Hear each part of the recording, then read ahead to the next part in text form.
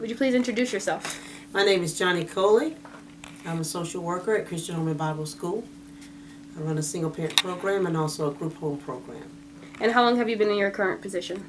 I've been in this position for 13 years. I've been working with children and family for over 30 years. And what was your past jobs? I was a case manager, a child protection investigator, and then also I did some counseling. Can you tell me what was your favorite job? My favorite job is social work. Did you get a job with your major right after you graduated? I did not. I believe that I was working probably at a store when I initially got out of college, and then began to move around in my field. Not exactly what I wanted to do, but I eventually got here. How did you get your job? Your current job? I was working at the Children's Home Society, and then they had contracts that were not renewed, and I was out of work for a while, and then I went to a Bible camp, and consequently learned of this position that had an opening for a social worker. And then I called and interviewed and got the position. What is your work environment like? Do you work with teams or individual? Yeah, I work with single parents and their children.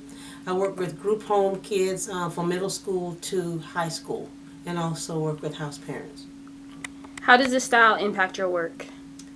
How does what? How does this style impact your work? Like, working individually with people, is that more challenging, helpful? Well, I think that working with a variety of people, it's not challenging to me. The variety, everybody can't do it. So one day you never know what you're going to have in social work.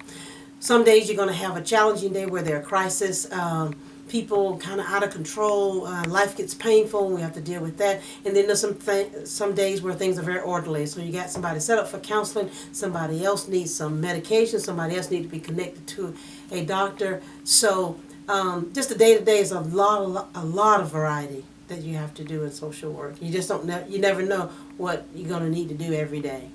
Can you describe your typical day? A typical day for me is that I come into the office, I already have preset appointments. I meet every week with my single parents just to check in with them, to encourage them, to just call them into some type of accountability, to do budgeting with them. After that, I'm looking at doing some paperwork, which is a large part of social work, the most painful part of social work in my part, and from my perspective, because the paperwork has to be done. You know that it's said that if you don't do the paperwork, it did not happen. And so that's very, very critical. And then I might be doing some orders. Some of the single parents don't have what they need, and so it's my job to try to make that happen, to get it, whether it's toilet paper, paper towels, or whatever. And then also try to do some training, some modeling. I teach a parenting class every week, and so that also is preset on the agenda.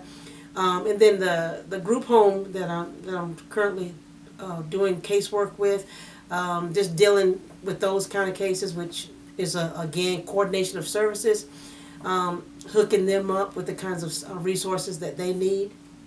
Of course, checking emails. Of course, working again with the marketing department, because we have to make money, and so we have to get our clientele ready for that as well. So just a series of things, and I can plan whatever I like to plan, but that doesn't mean that it's going to happen like that in the same day. Now, someone says social work is a really tough job, because it can be. How do you handle that? Well, for me, social work is not that tough, because my balance or my foundation is my relationship with God. Mm-hmm. My relationship with God kind of sets everything about social work in its right perspective, because being a Christian, which to me means that you're just trying to follow what is good and what is right. And so what is right is to help people, is to love people unconditionally, is to empower people to be better than what they are. And so it kind of always goes together. And that way I don't run out, because God is my resource for everything that I do. And that kind of keeps me leveled and sane in this job, because some days are really, really tough. Very, very tough, as a matter of fact, some days. And when it comes to making the tough decisions, how do you handle that? Well, one of the things I honestly do, and I know this is probably not politically correct, every tough decision I have to make, I'm going to ask God. I'm going to acknowledge Him in every one of my ways, and I'm going to trust Him to lead me in the right direction. Of course, and secondary to that is that I'm going to staff. I think that if you're doing this kind of job, you got to be open to wise counsel. So I'm going to staff it with my supervisor. I'm going to staff it with somebody else to say, hey, look at these factors. What would be your recommendation?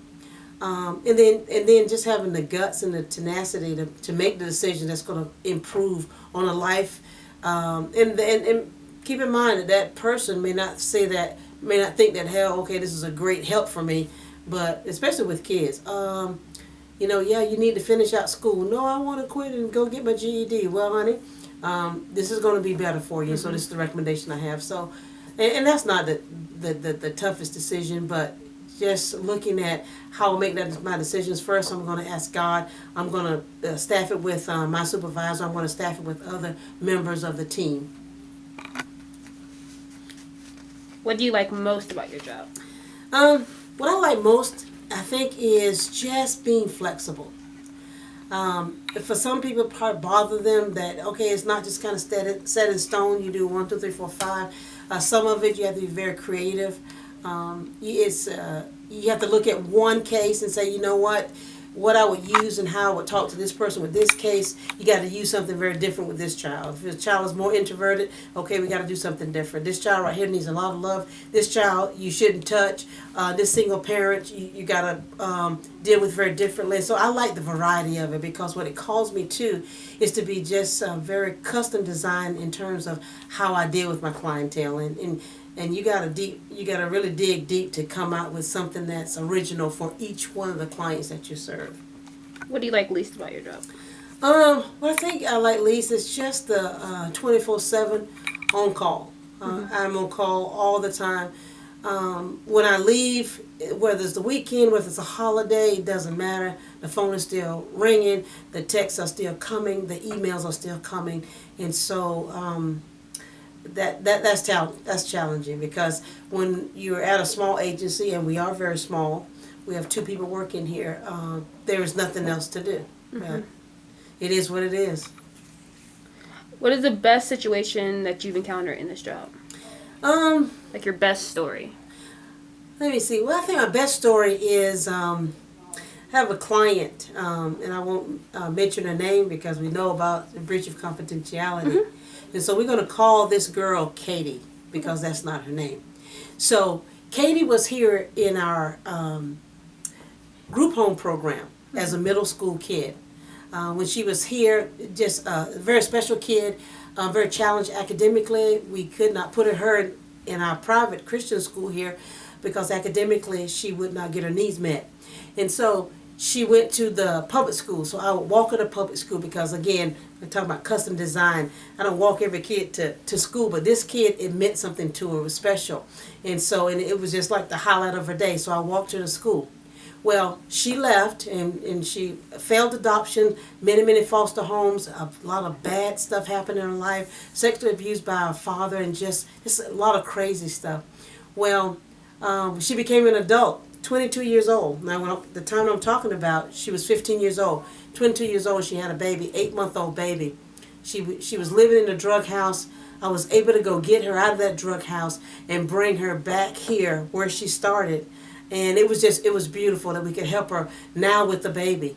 And so it's those kind of moments that are unique, and we can jump in and help a client that we had in a different kind of situation. And God blessed us where now we have another type program that could really meet a need as a single parent. And so when that happened, I think that's my best story.